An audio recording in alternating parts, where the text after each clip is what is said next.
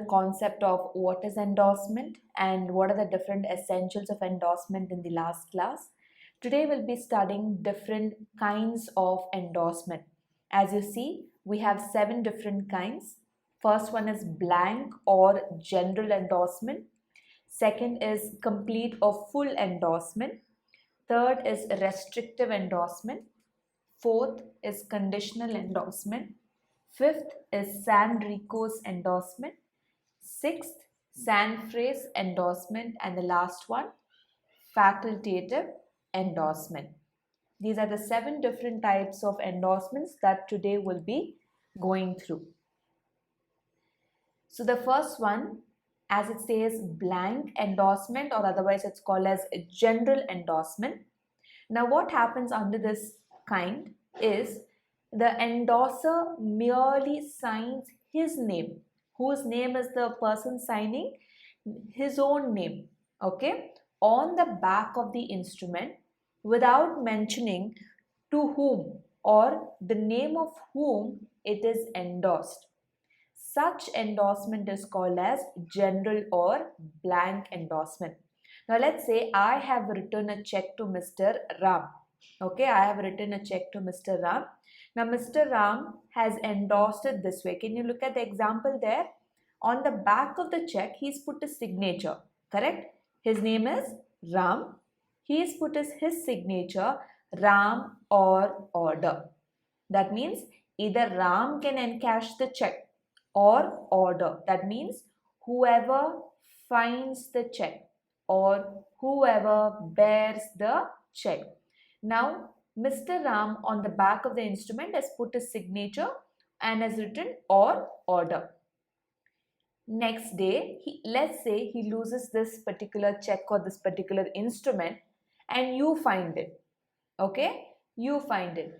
Now, when you find it, you can go to the bank and encash it because it becomes a bearer instrument that whoever holds the instrument, the bank is supposed to pay the amount of the check to that particular person. So it can be Ram or it can be anybody else who is in possession of the check. Clear? That's the first one, blank or general endorsement. The second one, full endorsement. Here, the endorser writes not only his name. Okay, in the first case, what happened? He wrote only his name. But here in the second kind, not only his name, but also the name of the person to whom it is endorsed. So that means both the parties are being named here, endorser and endorsee. Clear? In the blank endorsement, only the endorser's name will be found. But in the full endorsement, both the parties will be named at the back of the instrument, endorser as well as the endorsee. Look at the example there. Pay to the order of Mr. X and Mr. A signature is being put over there. That means the check is in the name of whom? Mr. A. But Mr. A wishes to endorse that particular check to whom? To Mr. X. So who is the endorser over here? Mr. A. Who is the endorsee? Mr. X. Clear? A full endorsement is a complete endorsement where both the names of endorser and the endorsee's signatures or the names are present at the back of the instrument. Clear? These are the first 2 kinds. The third one talks about restrictive endorsement. It is an endorsement in which the endorser restricts the further transferability.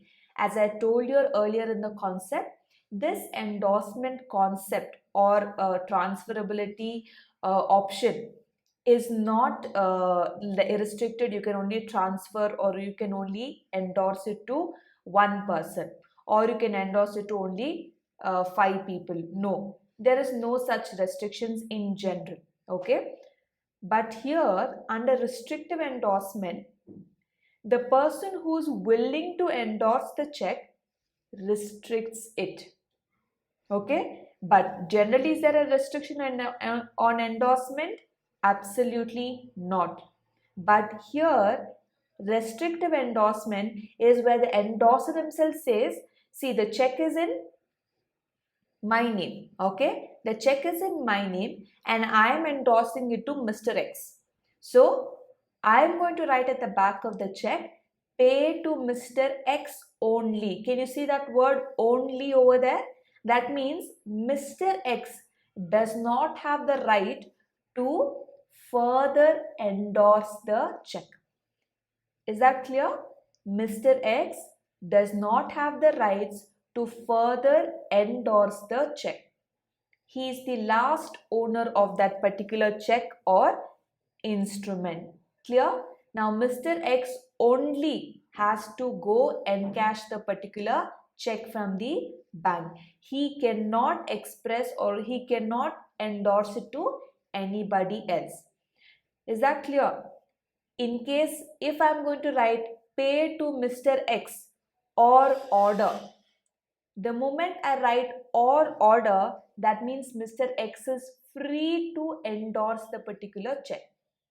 Now I am not giving that freedom for him to endorse it. I am restricting him. He cannot further endorse it. Such kind of endorsement is called as restrictive endorsement. Fourth kind, conditional endorsement.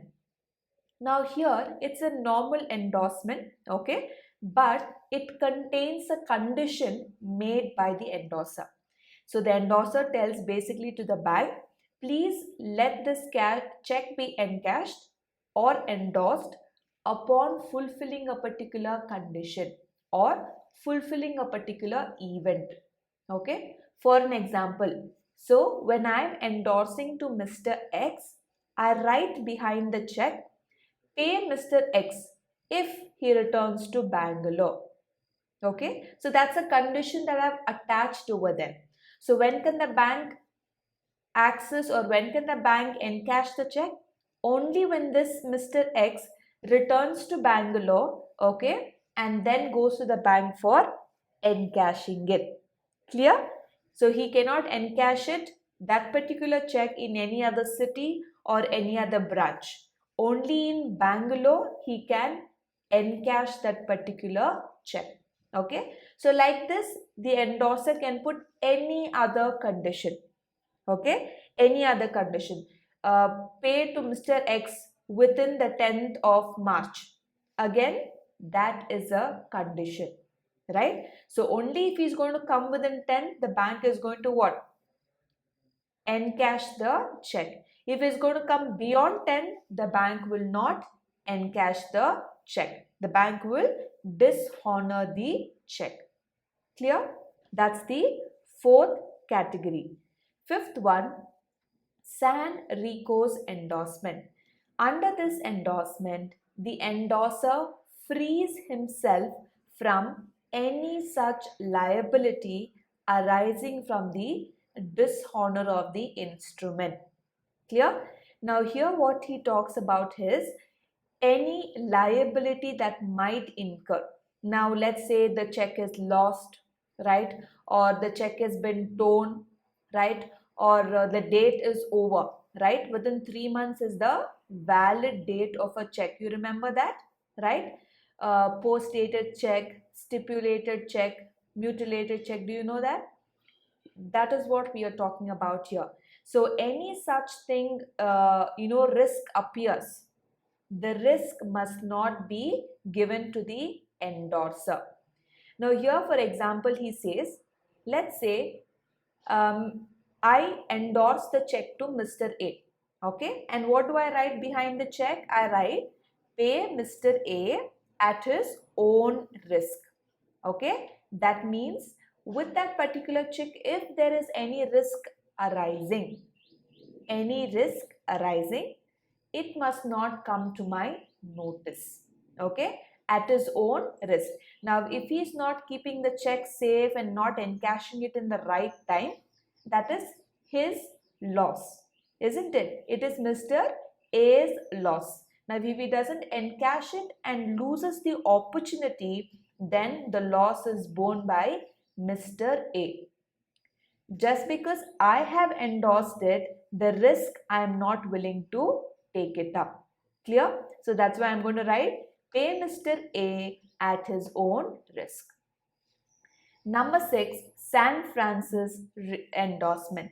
So in this type, the endorser makes it clear that nobody should incur any expense on his account in respect of the negotiable instrument.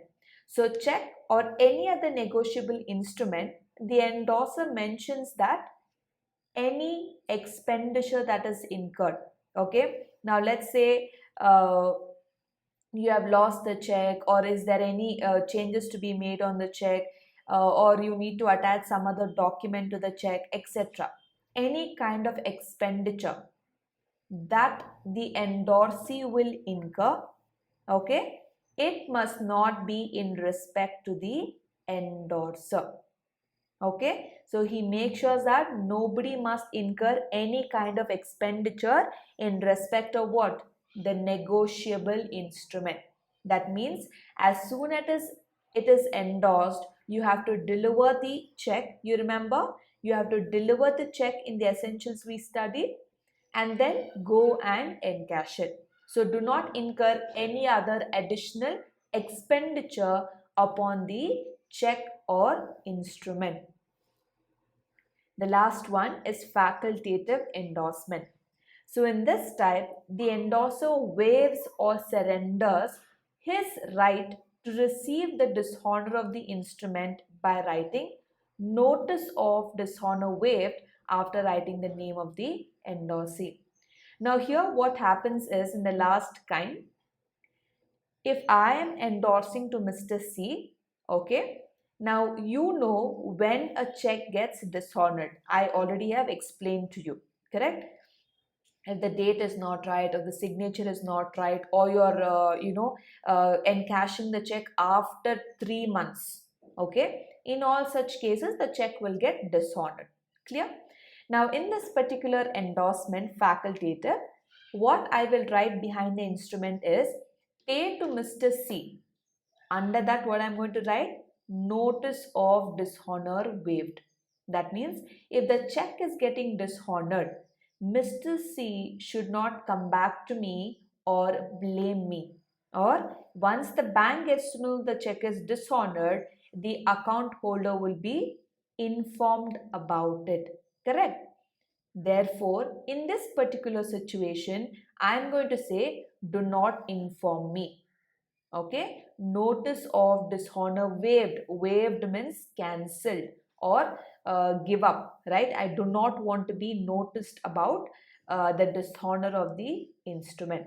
So bank does not have to involve me in case there is any kind of dishonor of the instrument. Clear? So that's the last kind of endorsement, facultative endorsement. So with this we complete all the 7 kinds of endorsement.